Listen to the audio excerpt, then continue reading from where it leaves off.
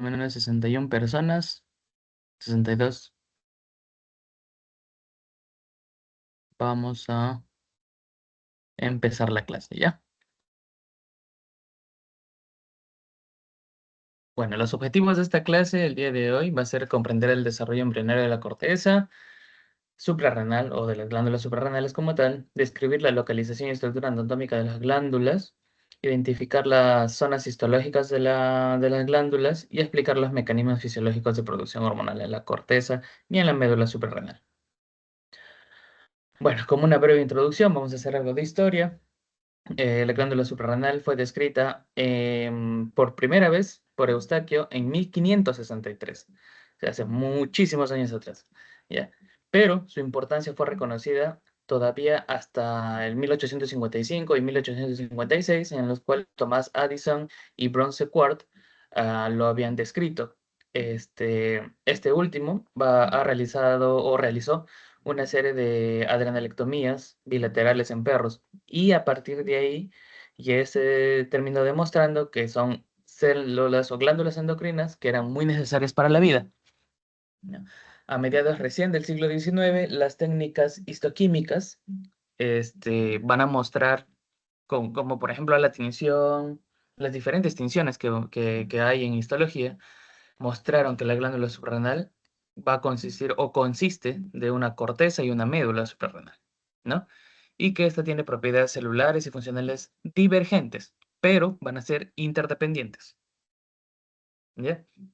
Bueno, con respecto al desarrollo embrionario, últimos estudios en los cuales hemos tenido, he sacado de este año, ¿no? Me dicen que la corteza suprarrenal comparte un origen embrionario común con la gónada en su etapa inicial, ¿ya? En la glándula suprarrenal va a haber dos tejidos embriológicamente distintos. Uno, la corteza y la médula, que ya les he mencionado, pero va a surgir del mesodermo de la cresta urogenital y de las células cromafines neurales ectodérmicas, respectivamente, ¿no? Que la corteza viene directamente de la cresta urogenital y la médula de las células cromafines neurales ectodérmicas. ¿Ya? Un grupo aislado de células aparece dentro de la cresta urogenital, conocido como el primordio suprarrenal gonadal, a partir de los 28 a 30 días después de la concepción, que es prácticamente esto. A ver, vamos a ver. Ya. Si podemos ver, esas células en azul que son de la cresta neural van a ir migrando, luego van a separarse y estas van a llegar al primordio gonadal, en el cual ya van a empezar a hacer o a formar las glándulas suprarrenales en el feto, ¿sí? Una vez que tienes la arteria adrenal que ya va a proveer de sangre a esta médula y a esta corteza fetal, que es con lo cual está conformado la glándula suprarrenal en el feto, ya se va a diferenciar más todavía, ¿no?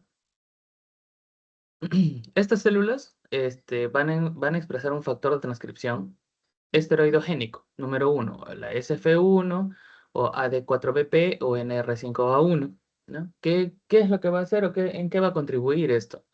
En el desarrollo suprarrenal y también de la esteroidogénesis, ¿no? Este primordio suprarrenal gonadal va a dar lugar a la corteza suprarrenal fetal y a las células de Leydig. Si en algún momento ustedes han visto, bueno, aunque no creo todavía, pero las células de Leydig están en los testículos, ¿ya? Que, bueno, más adelante cuando ya toquemos gónadas o cuando ya hagan netamente gónadas, van a tocarlo mejor, ¿ya? A las 7 entre las 7 y las 8 semanas de gestación, la corteza suprarrenal ya va a constar de una gran zona interna, que va a ser la zona fetal, y una pequeña zona externa, que es la zona definitiva, ¿ya? Al final de la novena semana de gestación, ya las glándulas suprarrenales quedan completamente encapsuladas y ya no son solamente un acúmulo de células, sino que ya van a estar encapsuladas. Ya vamos a ver histológicamente que tienen una cápsula que va a estar y de qué va a estar conformado, ¿ya? Bueno, el principal esteroide de la zona fetal, ¿ya? Es la dehidroepiandrosterona, la DEA. ¿ya? Ya que las células dentro de esta zona expresan una enzima de citocromo P4517 alfa, ¿ya? Esta hormona, o la hormona liberadora de corticotropina, va a secretar o va a ser secretada por la placenta humana y las células cromafinas de la médula suprarrenal, estimula la secreción de la DEA por la zona fetal. Ahora, esta dehidroepiandrosterona es convertida en 16-hidroxidehidroepiandrosterona, que por el hígado fetal y es convertida también en estriol por la placenta. ¿Qué quiere decir? Que esta dehidroepiandrosterona va a ser la precursora de varias hormonas aparte, ¿ya? Tras el nacimiento, se produce una contracción también de la zona fetal debido al aumento de la actividad de apoptosis, lo que conlleva una disminución del peso de las glándulas suprarrenales en un 50% aproximadamente. Durante los 3 años siguientes, las células de la zona glomerular y en menor medida los restos celulares de la zona frontal se diferencian en tres zonas funcional e histológicamente diferenciadas, que van a ser la zona glomerular externa, la zona fascicular intermedia y la zona reticular interna, ¿ya? Cada una va a tener una cierta cantidad de hormonas y un tipo de hormonas que va a hacer, que vamos a ver un poco más adelante. Con respecto a la histología de la corteza suprarrenal, tenemos, como les había mencionado, la zona glomerular externa, la fasciculada central o media y la zona reticular interna, ¿ya? Em, pero esto ya es, obviamente, después del nacimiento, ¿ya? La glomerular externa va a hacer o se va a encargar de la producción de mineralocorticoides, como por ejemplo la aldosterona, ¿ya? ¿Cuál es la hormona que va a estar encargada de regular esta producción? La angiotensina 2, el potasio y la ACTH, ¿ya? Además también va a estar la dopamina, el péptido natriurético auricular y otros neuropéptidos que van a modular la función de esta zona glomerular suprarrenal. La zona fasciculada central, responsable de los glucocorticoides, está regulada por la ACTH también. Además, también va a ser la interleuquina 1, interleucina 2 y el factor de necrosis tumoral, que son estos, la IL-1, IL-6 y TNF, ¿ya? ¿Qué otros? Los neuropéptidos, las catecolaminas, también van a influir en la biosíntesis de glucocorticoides. La zona reticular interna va a ser el sitio de secreción de andrógenos suprarrenales, ¿ya? Predominantemente va a ser la de hidroepiandrostenediona, el sulfato de dehidroepiandrostenediona o androsterona, y la 4-androstenediona. Y también va a haber una cierta producción de glucocorticoides que van a ser el cortisol y la corticosterona. La dehidroepiandrostenediona o androsterona va a ser la precursora de la testosterona, ¿ya? Es por eso que tanto varones como mujeres en el ser humano tienen una cierta cantidad de testosterona en el cuerpo. Obviamente, el hecho en el caso de las mujeres, no, hay una situación ahí. En el caso de los varones, lo que resta de la testosterona lo hace el testículo, ¿no? Pero tenemos una parte también en la zona fasciculada central, digo, en la zona reticular de las glándulas suprarrenales, ¿ya? Y en las mujeres es netamente la zona reticular. ¿Para qué sirve la testosterona? En el varón, como tenemos más cantidad, obviamente, por los testículos, nos sirve para poder hacer la diferenciación de caracteres sexuales secundarios, ¿no?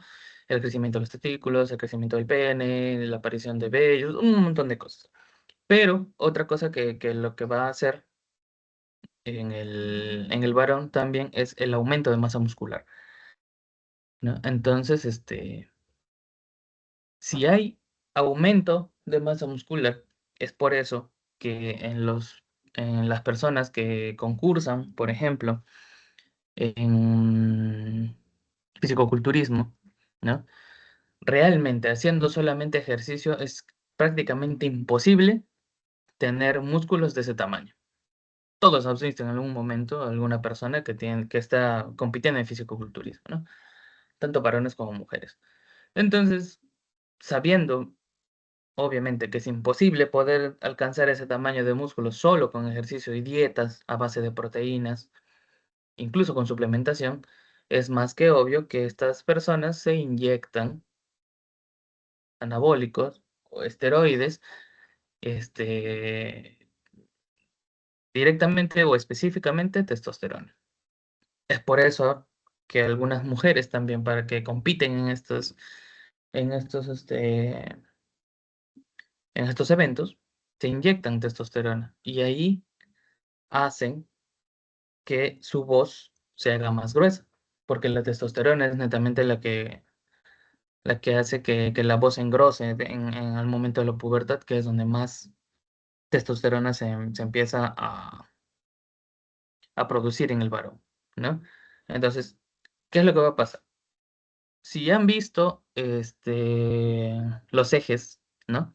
Que hay hipotálamo hipoficiario, supongo yo que con el doctor Matuti ya lo vieron, porque él es el que agarró ese tema. Han tenido que hablar también de los feedbacks, los diferentes feedbacks que hay, el negativo y el positivo, ¿no? Entonces, en cuestión de los feedbacks negativos, ¿qué quiere decir? Que llega un punto en el que el cuerpo, en este caso el hipotálamo, la hipófisis, reconoce que ya hay una cierta cantidad de esa hormona en la sangre y deja de producir, o la hormona liberadora, o la hormona en sí, ¿cierto? Entonces, eso vendría a ser un feedback negativo. En cambio, en el feedback positivo, si es que se reconoce y hay estímulo de por medio, bueno, que esta hormona está en sangre, lo que va a hacer es seguir produciendo, ¿no? Caso de la oxitocina, por ejemplo, que cuando hay estímulo de la succión del bebé en el pezón de la mamá, va a haber liberación de oxitocina.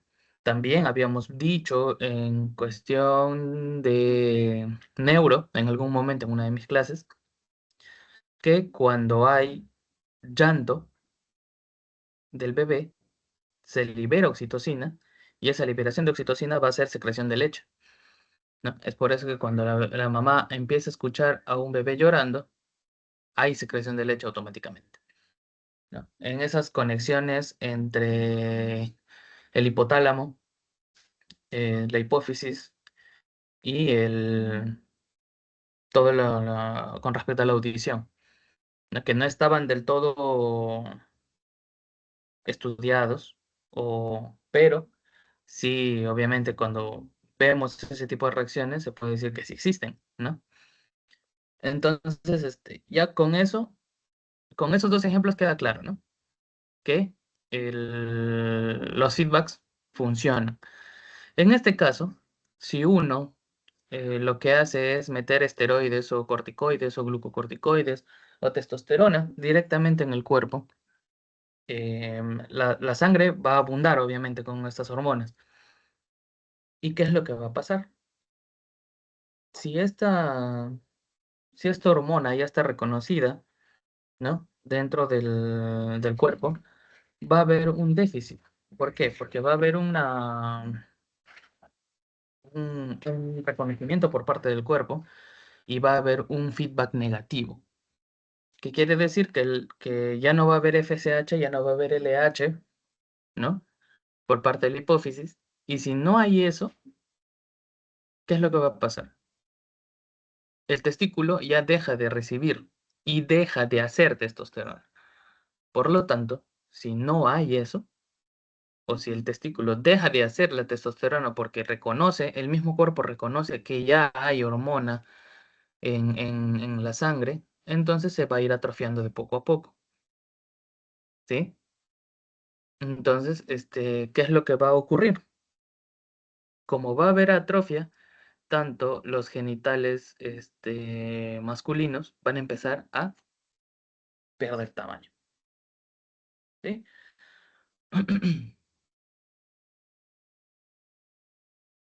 Bueno, Perdón, las una consulta. células, Dime, Víctor. Y en este caso, ya se te reducen de tamaño. Cuando ya dejas de utilizar esteroides, porque tengo entendido que los esteroides cuando los usas ya completamente te cambian el sistema hormonal. Sí, claro. ¿Se puede volver? O sea, ¿hay de alguna manera de hacer retroactivo esto o no? Sí, sí. O sea, tampoco es que va lo que uno ocasiona al momento de inyectar directamente, ¿no? O de forma externa este tipo de sustancias. Lo que tenemos que hacer es no generar una deficiencia de un día para otro, ¿no?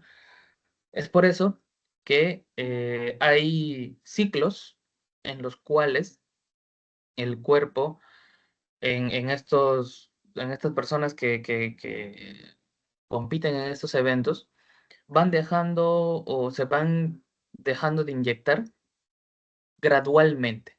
Es lo mismo que cuando damos corticoides en algunas enfermedades, ¿no? En algunas patologías, o prednisona o dexametasona, ¿no?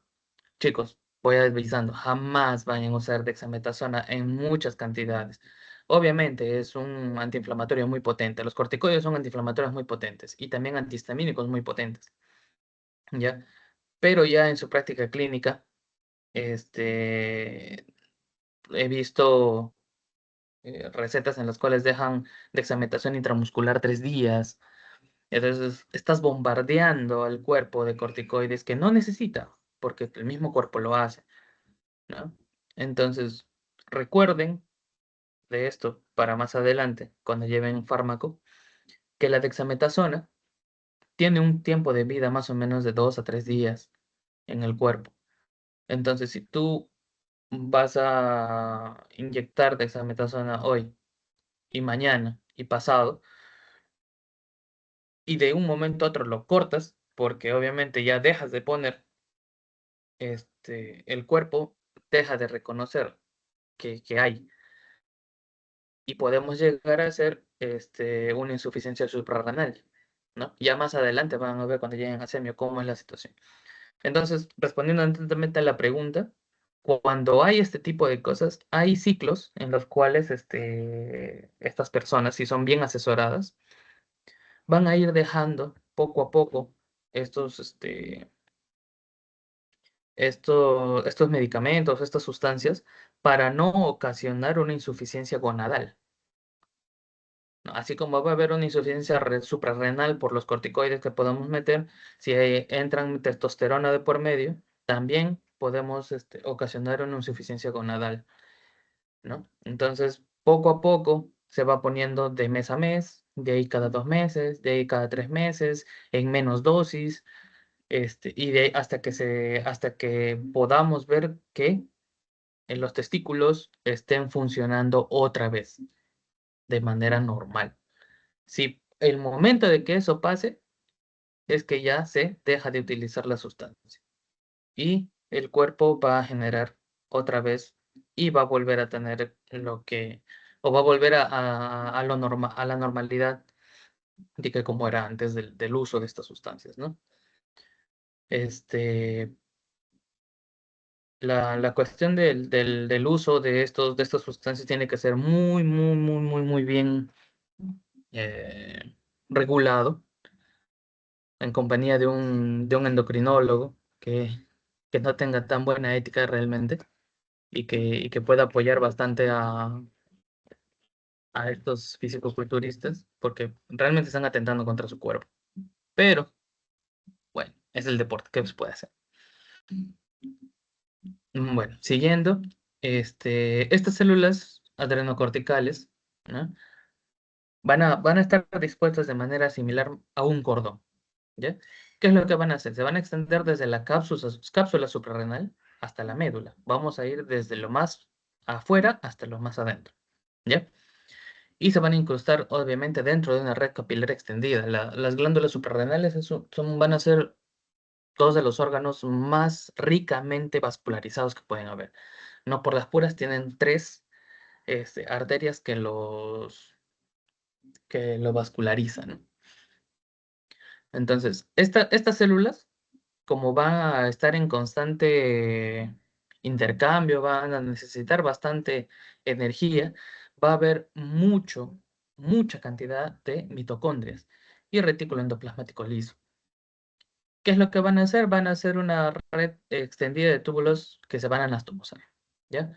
Las células de la de la zona glomerulosa o la zona glomerular externa van a estar dispersas y producen también aldosterona o van a secretar aldosterona, ¿ya? Aquí en la imagen puede ver la cápsula, que es prácticamente colágeno, ¿ya? Fibras colágenas, y de ahí vemos la zona glomerular, que es un poco más densa que la zona fascicular, y la zona reticular, que es mucho más densa que las otras dos anteriores, ¿ya? Entonces, esta zona glomerulosa van a estar dispuestas, como les digo, y producen aldosterona, ¿ya? La zona fasciculada va a contener células grandes, repletas de lípidos. Estos pequeños acúmulos blancos que están alrededor de los núcleos de las células, obviamente esto es una tinción hematocilina y eosina, ¿no? En el cual vamos a ver estos partecitos blancos. ¿Ven mi cursor? ¿O solamente lo estoy haciendo para mí? Sí se ve, doctor. Ya, chévere. Entonces, todos estos pequeños acúmulos blancos van a ser lípidos, ¿ya? Eso es lo que va, o cómo es que se reconoce la zona fasciculada en un microscopio, que va a haber células grandes rellenas de lípidos, que van a ser llamadas células claras o espongiocitos también, ¿ya? ¿Qué es lo que van a liberar? Cortisol, la famosa hormona del estrés, ¿ya? Ahora está de moda decir, ay, tengo muy alto el cortisol, por eso estoy así, que no sé qué. Sí, obviamente el cortisol sí genera muchas cosas, ¿ya? Que eso va a ser tarea para su casa, para que averigüen muy bien qué es lo que va a pasar. Pero, sí, no, no es para tanto tampoco. Hay gente que ya exagera demasiado. Bueno, ahora la zona reticular también va a consistir en células que contienen gránulos de lipofucsina, que son estas de acá. Estos gránulos de lipofucsina, que también están presentes, la lipofucsina está presente también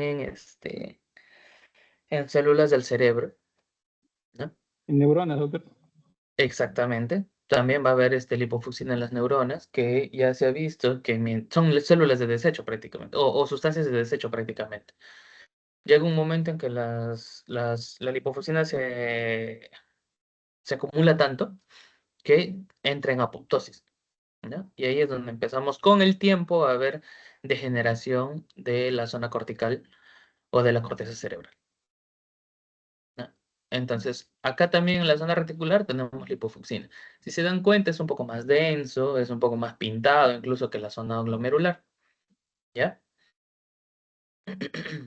¿Cómo van a ser llamadas estas células? Van a ser llamadas células compactas. ¿De qué van a ser responsables?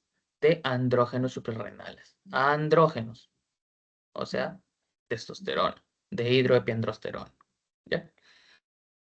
Ahora, esta zona se va a desarrollar más o menos a los 5 años en las mujeres y a los 6 años en los hombres, ¿no?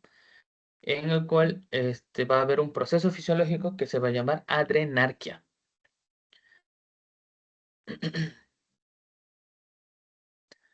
Ahora, hay evidencia que sugiere que las células corticales, adrenocorticales, ¿ya?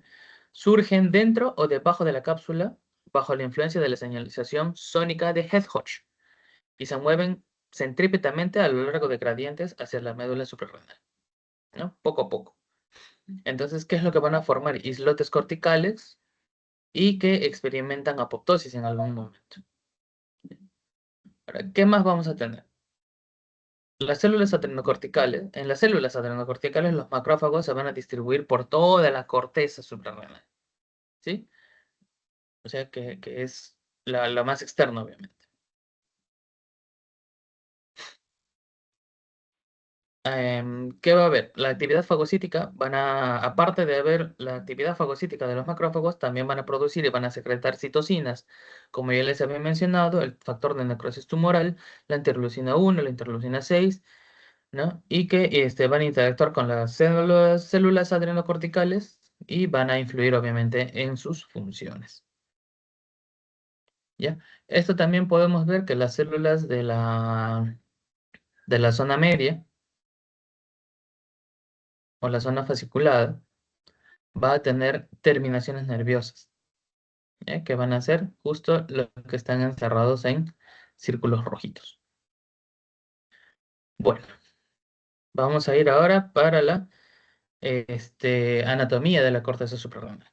Vamos a tener dos, obviamente, derecha e izquierda. Ahora, la derecha es más triangular, aplanada hacia adelante, de adelante hacia atrás. Y la izquierda va a ser más gruesa y en forma de gorro frigio, que es este gorro. ¿Ya? Obviamente, muchachos, cuando vamos a estudiarlos en los cadáveres, no los vamos a ver porque o lo vemos o su forma es muy diferente a como la nos describen. ¿Por qué? Porque una vez que una persona fallece, tanto el páncreas como las glándulas suprarrenales se empiezan a atrofiar muy, muy rápido. Hemos tenido cadáveres dentro de la práctica que hemos ido a recoger con 5 días de fallecido y en los cuales cuando hemos hecho la disección, el páncreas era casi inexistente. Las glándulas suprarrenales eran muy, muy, muy, muy, muy, muy pequeñitas, ¿no? Entonces tendríamos que estar dentro de una práctica con un cadáver que acaba de fallecer hace unas cuantas horas para poder verlos en su máximo esplendor, ¿ya? O como es anatómicamente, como nos lo dicen los libros, ¿ya? Cada glándula va a tener una superficie cóncava, obviamente en la base, para que pueda entrar o pueda acoplarse al polo superior del riñón, a cada uno, pues, ¿no?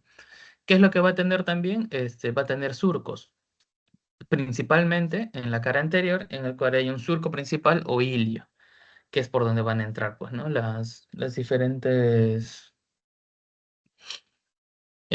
zonas de vascularidad, ¿ya? Cada glándula va a medir aproximadamente de 30 milímetros de alto por 25 milímetros de ancho por 7 a 8 milímetros de espesor. Un peso aproximado de 12 gramos. Entre 13 a 15, un promedio de 12 gramos. Van a tener un color castaño amarillento y consistencia bastante firme.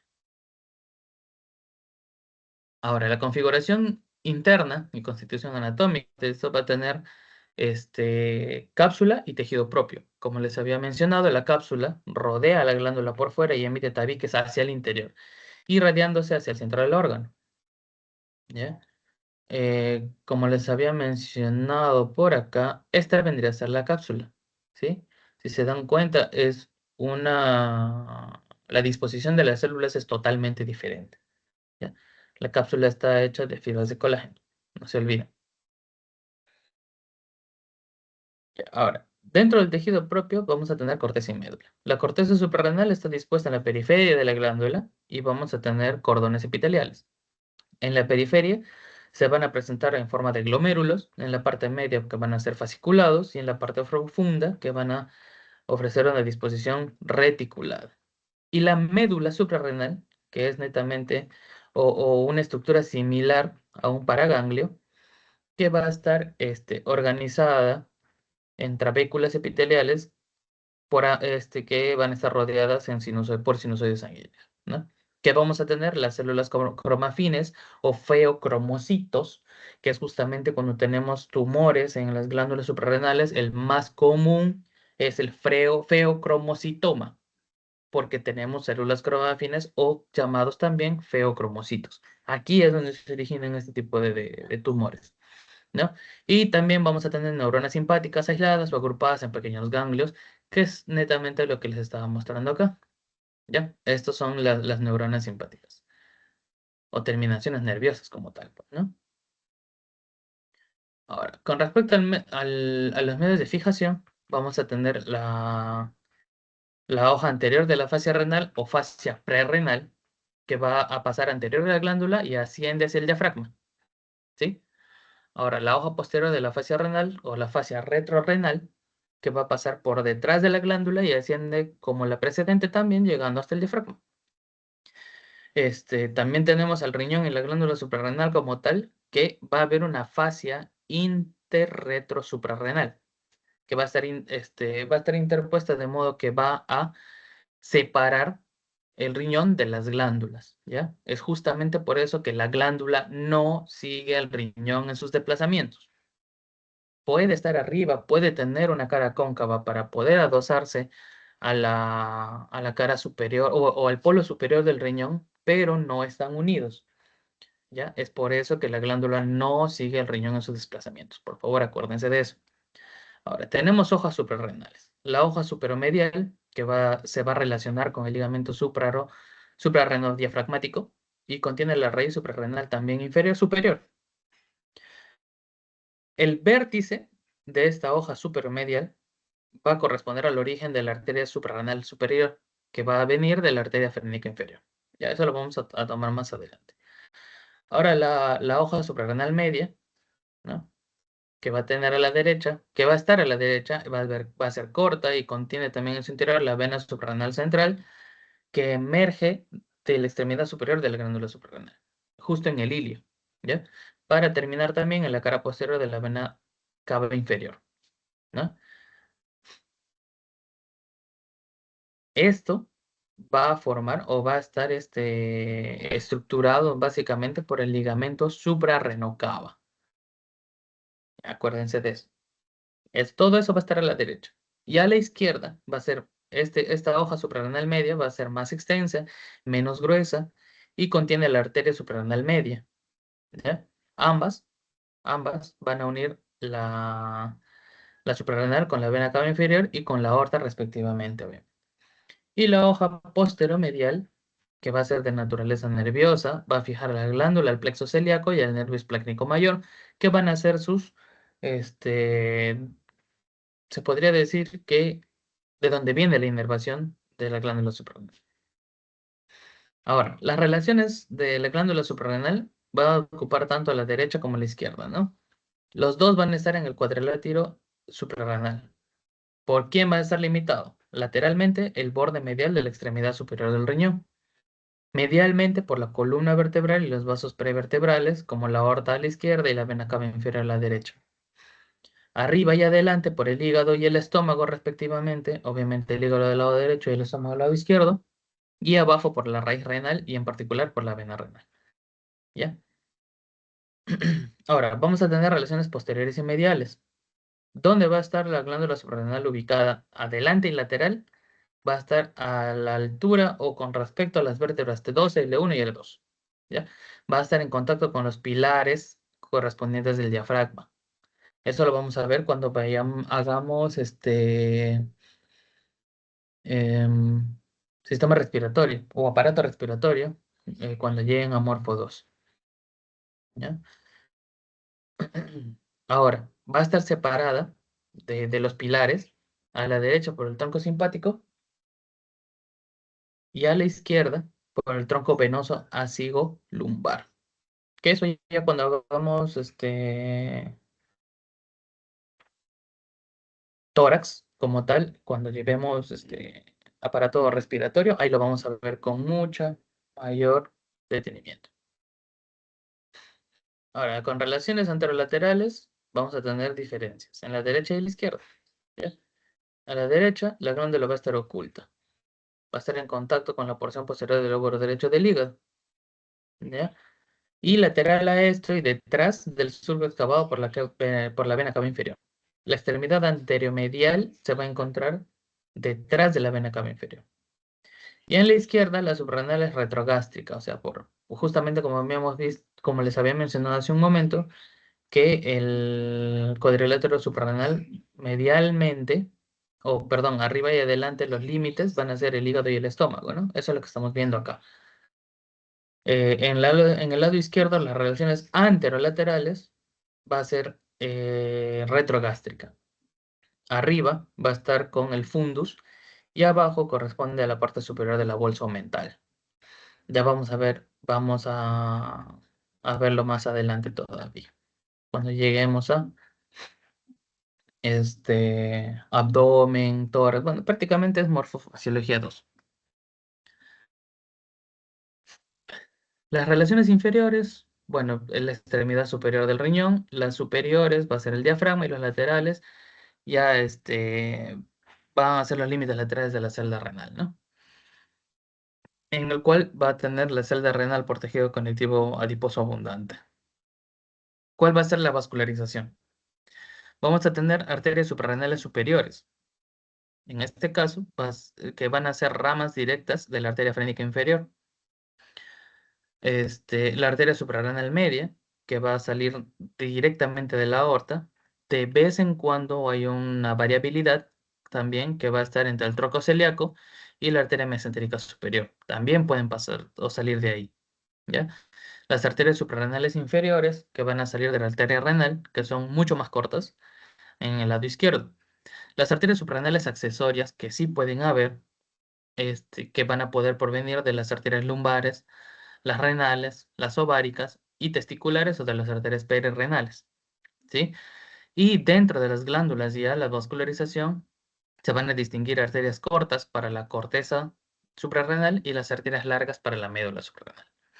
Con respecto a las venas, van a originarse a partir de los vasos corticales medulares y de los senos córtico-medulares que van a ser de Merklin y Egger, ¿ya? Las venas periféricas van a ir directamente a las frénicas inferiores, renales o perirrenales.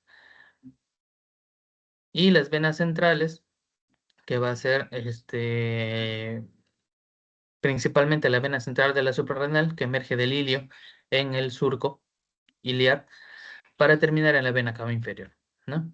A la derecha, presentando un trayecto muy corto, y a la izquierda, la vena renal izquierda, que alcanza con la vena frénica inferior, o la de Cagnon. Ahora, como les había mencionado, bueno, estas van a ser justamente las hojas tanto anterior como posterior que les había mencionado, y estas son la vascularización, ¿no? Ya de ahí ustedes lo revisan, pero por ejemplo la arteria suprarrenal superior, que va a estar acá, que se va a dar se va a dar origen directamente de las frénicas inferiores. Ahora, la media, que va a ser directamente de la aorta, que va a estar entre el tronco celíaco y la arteria mesentérica superior, que es esta, ¿sí? Acá van a salir las arterias suprarrenales medias y la inferior, que va a ser directamente de la renal.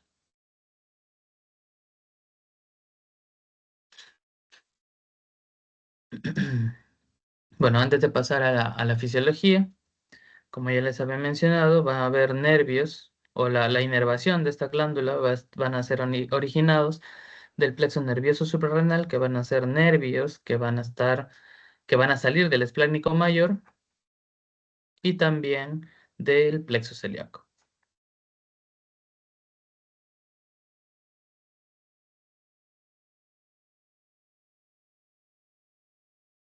Bueno, ahora sí. Con respecto a la fisiología de la corteza suprarrenal, la función más importante de la corteza es la esteroidogénesis suprarrenal, que se produce en las tres zonas celulares, como ya les había mencionado. ¿Ya?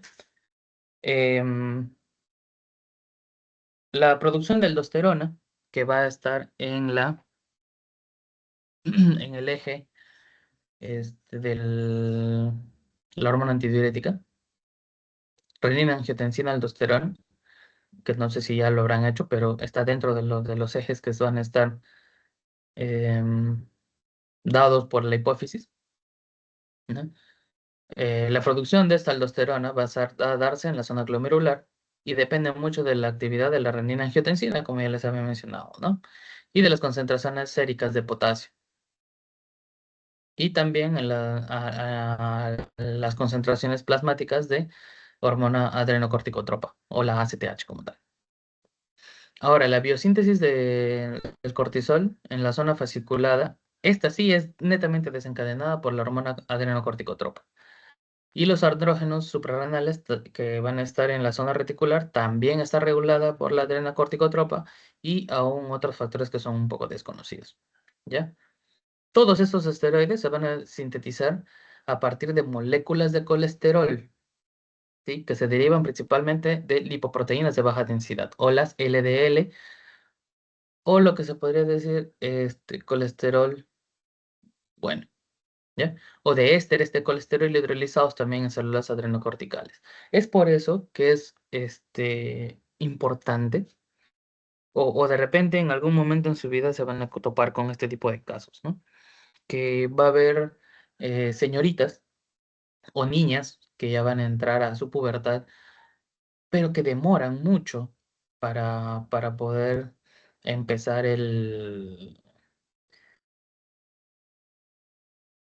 ¿cómo se podría decir? Para empezar la, la maduración sexual, ¿no? ¿Por qué?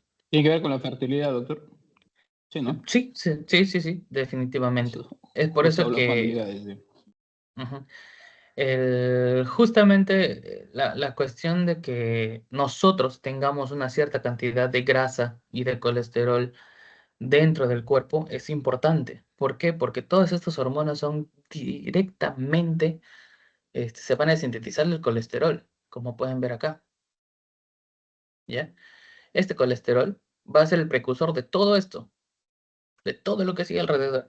Y como ya se habrán dado Doctor, cuenta, dime, dime. disculpe, para completar la idea. Es por eso que las mujeres tienen esa grasa en las caderas, porque revisando el Guyton también tiene consideración del tejido adiposo que se encuentra en las caderas de las mujeres. ¿Tiene alguna relación? Claro, se podría decir que sí, ¿ya? ¿Por qué? Porque, o sea, genéticamente hablando, las mujeres están, o la distribución de grasa corporal en las mujeres es muy diferente al de los varones, ¿no? En las mujeres la grasa, hasta cierto punto, se va a ir netamente a las caderas, a los glúteos, y al busto, ¿sí? Y obviamente un poco en la cintura también, dependiendo del tipo de alimentación que ellas tengan, ¿no? Obviamente la genética es amplia. Va a haber mujeres que van a tener más grasa en esas zonas, va a haber mujeres que van a tener menos grasa en esas zonas, ¿ya? Y también va a depender mucho este, de las enfermedades, patologías que puede haber juntamente con esto. ¿Por qué se los digo? Doctor, Porque muchos, dime. además también tiene que ver la procedencia. No puedo decir raza, ¿no? Porque no tiene mucho que ver con la raza en realidad, sino que es la procedencia, también tiene que ver porque hay países donde las mujeres son mucho más caderonas, disculpando, de repente no está en contra de nada de ellas, pero tienen muchas más caderas y hay otros países donde las caderas son mucho más pequeñas. Por ejemplo, en Sí, Sudamérica las mujeres, las caderas las tienen más pequeñas, o sea, las que son netamente, no las mestizas, sino las nativas, tienen caderas pequeñas. Pero en otros países, por ejemplo en Europa, normalmente la mayoría de mujeres, bueno, la península ibérica, por ejemplo, las mujeres son caderonas, ¿no? Pero ujú. hay otras zonas frías, por ejemplo, Finlandia, por esa zona de Europa del Este, de repente las mujeres sí tienen caderas mucho más pequeñas, ¿no? También tiene que ver esa distribución, supongo. Sí, incluso en el mismo Perú, ¿no? Si nosotros, bueno, todo el clima también tiene mucho que ver, por si acaso. O sea, la genética, como si bien dices tú que son netamente nativas, cuando estaba rotando o haciendo mi internado en el hospital amazónico, todas las mujeres que venían para dar a luz, que eran de comunidades, nativas, tenían muchas más complicaciones al momento de dar el parto porque la cadera o toda la disposición pélvica es muy diferente, ¿no? Como tú dices, no son tan caderonas. En lugar de ser solamente la distribución grasa, también tiene que ver mucho con la conformación pélvica ósea, ¿no? Entonces, bueno, si nos vamos a poner a hablar de genética y de todo lo que va a despertar, entre comillas, este, la maduración sexual y cómo es que se va a dar la disposición, ¿no? Tenemos muchas horas por delante para poder hablar, ¿ya? Porque hay muchos factores que van van a ser detonantes o van a ser el gatillo para que todo esto se dé, ¿no? ¿Cómo podríamos explicar que en la zona de la sierra, por ejemplo, la disposición ósea, los cuerpos que se ven son muy diferentes a lo que vemos en la costa o lo que podemos ver en la selva, ¿no? Porque tiene que ver mucho también con el mestizaje, tiene que ver mucho también con el clima que hay. Es que es algo muy, muy, muy amplio para poder conversar, ¿ya? Pero sí, algo en común para todos, ¿no? Es que si una mujer antes de que empiece o antes de que entre en la pubertad, tiene muy poca masa grasa, ¿no? Muy poca masa grasa, la pubertad se va a hacer se va a ver más retrasada. ¿Por qué? Porque el colesterol, que es el precursor de todas estas hormonas, ¿no? Va a estar afectado. Por lo tanto, si está afectado, todo esto también se retrasa y la maduración también se retrasa, ¿ya? Pero en niñas que van a estar en obesidad, también va a ser afectado, ¿ya? Porque hay un exceso. Entonces, ahí sería cuestión de poder tener un equilibrio, ¿no? No significa que como está más gordita, va a comenzar su Doctor, pubertad más rápido. Dime, Víctor. una última cosa, disculpando más bien la molestia. No, no te preocupes. Este, en la parte de testosterona, estaba queriendo preguntarle algo, pero como usted tal vez habla un poquito rápido, no lo hice, disculpe a mí. La testosterona también, así como tiene que ver con la fuerza, con la masa muscular, con la hombría propiamente como hombres, ¿no? Claro, se podría decir, ¿no? También Ujú. tiene que ver también con un poco con la inteligencia o no? Y también con la caída del cabello. Ya, con lo de Es la cierto caída eso del, o no? con lo de la caída del cabello, sí, porque mientras más, ya sea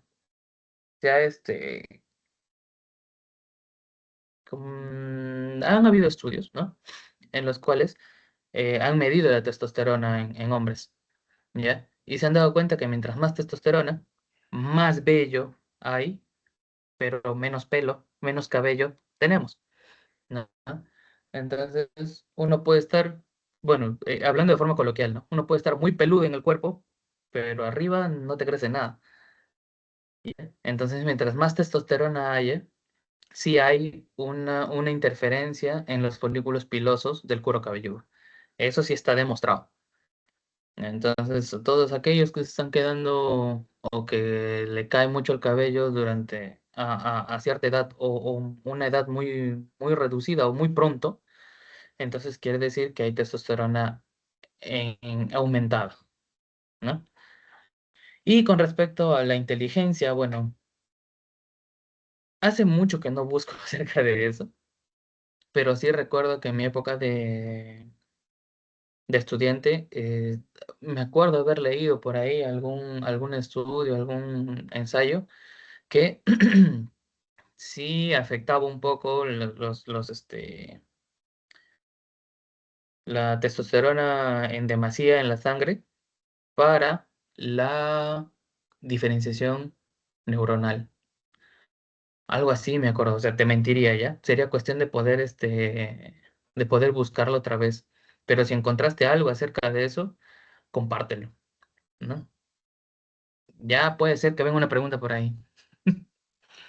Si es que has No sea encontrado malo, algo, doctor. Ahí nomás. compártelo. Después se lo paso a usted nomás, no hay problema. Después del examen. Ya, bueno, bueno. Este, bueno, volviendo ya a la clase en sí, como les estaba diciendo, todos los esteroides suprarrenales se van a sintetizar a partir del colesterol, ¿no? Entonces, para iniciar esta esteroidogénesis, las células adrenocorticales van a estar estimuladas por varias señales para aumentar su captación de lipoproteínas, ¿no? Ahora, ¿cuáles son todos esos? Vamos a verlos poco a poco. Em, las moléculas de esteroides van a tener reacciones bioquímicas en serie, como lo ven en el de imagen, ¿ya? Ahora, esto va a estar netamente mediados por esteroides hidroxilasas, que son enzimas. ¿Cuál va a ser el primer paso? ¿No?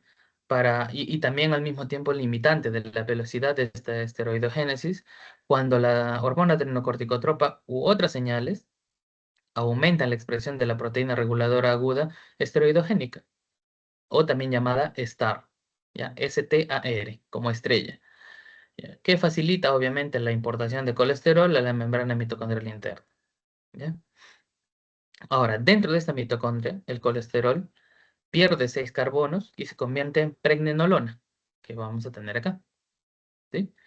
Esta pregnenolona C21, que mediante la enzima, la CYP11A o colesterol desmolasa, es la que va a hacer que este colesterol C27, o sea, con 27 carbonos, si lo pueden contar acá, ¿ya? Acá utilizan sus amplios conocimientos de bioquímica, ¿ya? Va a perder 6 carbonos y por eso de C27, colesterol C27, se va a convertir en pregnenolona C21 o carbono 21 por la enzima CYP11A, ¿ya? Entonces, esta pregnenolona se va a desplazar al citoplasma para experimentar otra vez nuevas conversiones enzimáticas. Si esto se va a la zona glomerular, la pregnenolona se convierte en progesterona, ¿ya? Por la activación de 3-beta hidroxiesteroide deshidrogenasa, que es esta de acá, ¿ya? Ahora, esta progesterona, obviamente, como ya lo ven acá, esta progesterona se va a convertir en desoxicorticosterona mediante la hidroxilación de la CYP21 o de la 21 hidroxilasa, ¿ya?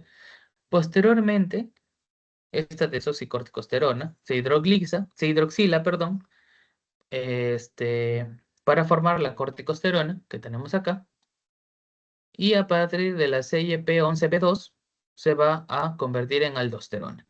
Entonces, se podría decir que el colesterol se convierte en pregnenolona, luego en progesterona, y una vez que llega a la zona glomerular, o sea, si esta pregnenolona llega a la zona glomerular, se convierte en progesterona, esto en desoxicorticosterona, esto en corticosterona y al final en aldosterona, ¿sí? Entonces, esta es la primera vía y se va a dar en la zona glomerular. Ahora, en la zona fasciculada, esta misma pregnenolona, que va a venir directamente del colesterol, acuérdense, la pregnenolona C21, se va a convertir en la 17-alfa hidroxipregnenolona. ¿Dónde? En el retículo endoplasmático por la enzima CYP17 o 17-alfa hidroxilasa, ¿ya? Que lo tenemos acá. Acuérdense. ¿Dónde se está dando cada cosa? ¿No? Yo les había comentado que en la zona fasciculada hay abundante mitocondria y hay abundante retículo endoplasmático liso. ¿Justamente para qué? Para que la pregnenolona, a través de la 17-alfa perdón, a través de la CYP17 o 17-alfa hidroxilasa, se pueda convertir en el retículo endoplasmático, en 17-alfa hidroxipregnenolona. Ya. Esta 17-alfa hidroxipregnenolona luego se convierte en 17-alfa hidroxiprogesterona, que tenemos acá. Esta, a través de la CYP21, se va a convertir en desoxicortisol y finalmente esto se va a convertir en cortisol y a través de la HSD11B1 en cortisona. ¿Ya? Una vez que esta pregnenolona llega a la zona reticular, la pregnenolona como la progesterona 17-alfa hidroxiladas, ¿ya? Forma dehidroepiandrosterona. Ya deja de ser una hormona estimulante o una hormona o una sustancia precursora de, mm, de hormonas sexuales femeninas, como la progesterona, ¿no? Para convertirse en deshidroepiandrosterona. Ya no está, o sea, ya se convierte en algo más, en hormona masculina, se podría decir, ¿ya? Entonces, esta DEA es convertida a delta 4 androstenediona, que está acá. La androstenediona, ¿sí?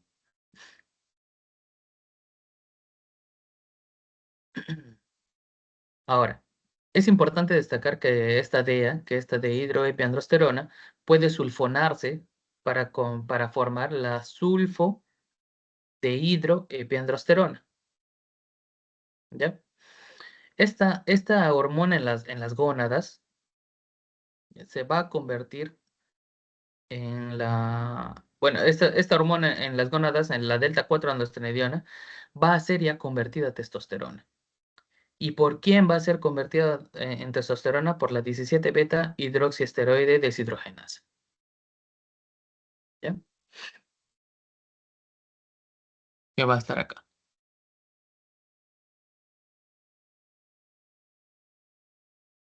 ¿Ya? En los ovarios de las niñas, ¿no? La CYP19 o la aromatasa, también va a haber la conversión de delta 4 androstenediona a estrona, como de testosterona a 17 beta estradiol, ¿no? Si ustedes al momento de ver el video van a escuchar lo que yo estoy diciendo y van a seguir esta imagen que tienen en la pantalla, se van a dar cuenta que todo es en cascada, ¿no? Y van a ir desde lo más externo hacia lo más interno. Entonces, estudienlo de esa manera, va a ser mucho más fácil para ustedes. Hacerlo desde la zona más externa hacia la más interna y a partir de ahí ir haciéndolo como si fuera, no sé, un canto, una canción, lo que sea. La cosa es que ustedes se puedan aprender. Den saltos, den uno por uno, ¿ya? Obviamente el examen no es netamente de bioquímica. Por lo tanto, preguntarles enzimas, una cosita por aquí, no. No, de esa forma no va a ser. Ya eso lo verán en bioquímica si es que lo ven. Pero sí es importante que sepan al menos en qué es, de cuál es el precursor de cierta hormona. Por ejemplo, si yo les pregunto, ¿la pregnenolona es precursor de qué hormonas?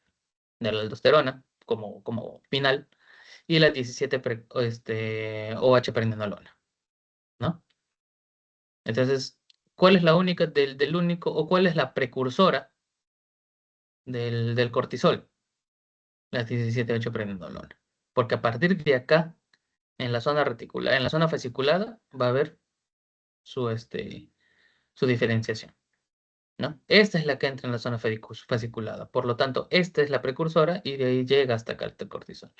Más o menos así se pueden imaginar que van a venir las preguntas, ¿ya? Entonces, bueno, continuando, en los tejidos diana de los andrógenos, la testosterona se va a convertir en dihidrotestosterona por acción de la 5-alfa reductasa, que es netamente la dihidrotestosterona, la hormona activada, que es la que va a hacer todas las funciones que esta testosterona debería hacer.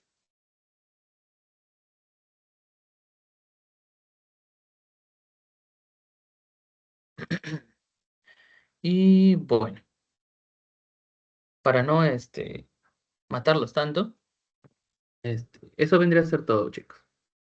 ¿Ya?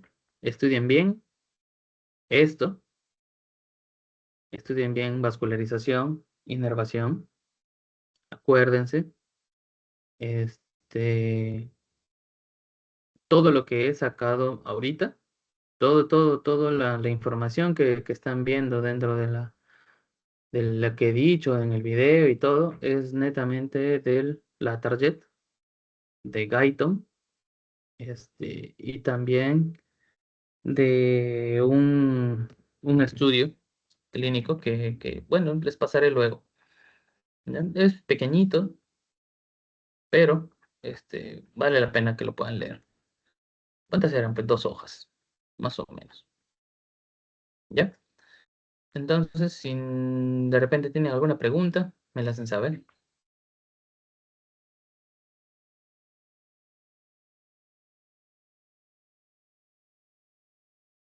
Gracias, doctor. ¿Alguno tiene Ya, alguna pregunta antes de concluir la clase? creo Por que favor. no.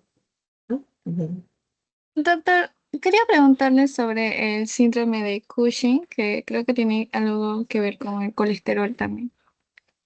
Y ya, a ver, el síndrome de Cushing, no quería tocar esa parte, porque el síndrome de Cushing lo van a ver un poquito más adelante, porque es ya netamente patología, ¿ya? Pero sí lo podemos conversar. No se preocupen, no va a llegar dentro del examen, pero el síndrome de Cushing se va a estar dado cuando nosotros insertamos glucocorticoides o corticoides como tal externamente en el cuerpo. ¿Cuándo se va a dar? Cuando hay, por ejemplo, justo un uso indiscriminado de corticoides en fármacos, dexametasona, hidrocortisona, prednisona, todas las zonas, ¿ya? ¿Por qué?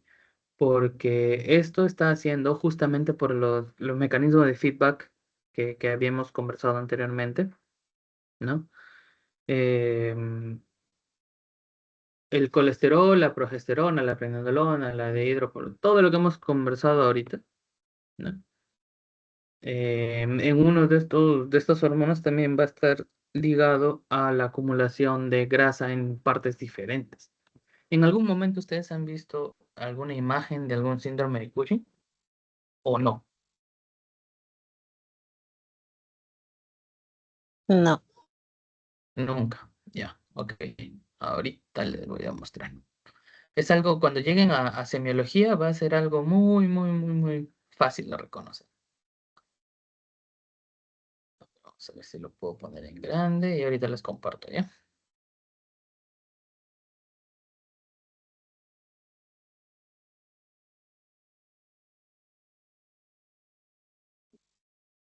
Ujú, ujú.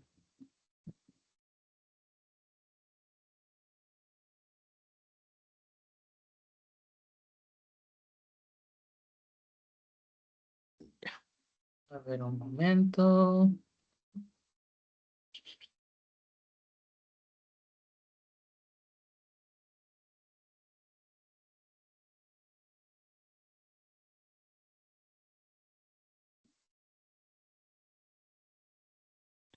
Ahí ven lo que estoy compartiendo, ¿sí, no? Sí, doctor. Ya, por ejemplo, estos son, varias, prácticamente es una persona que normalmente tiene síndrome de Cushing, se dan cuenta, ¿ya? Van a tener la joroba, ¿ya? Que es una acumulación de grasa justo por debajo de la nuca. Va a haber las estrellas violáceas, tanto en el abdomen como en los muslos. Va a haber amenorrea, y la amenorrea es una ausencia de sangrado en la regla. No va a haber, obviamente, como causa primaria o como primera causa, sería un embarazo, ¿no? Pero en este caso es porque los corticoides que uno ingiere o puede administrar de forma indiscriminada, van a causar una insuficiencia adrenal, una insuficiencia suprarrenal, ¿ya? ¿Qué otra cosa también? Vamos a tener inmunosupresión, hipertensión, vamos a tener osteoporosis, ¿ya? Y la fase característica es la fase de luna llena, o una fase abotagada, se podría decir, que la paciente va a tener bastante papada, va a ver los cachetes van a estar bien, bien, bien, bien aumentados de tamaño, va a haber también pérdida de cabello, va a haber, o el cabello va a ser muy, muy frágil, ¿no? ¿Qué vamos a tener también? Vamos a tener púrpura, la púrpura trombocitopénica, las úlceras en la piel, ¿ya? Pero netamente, y un aumento en la ganancia de acumulación, obviamente, de grasa abdominal, ¿ya?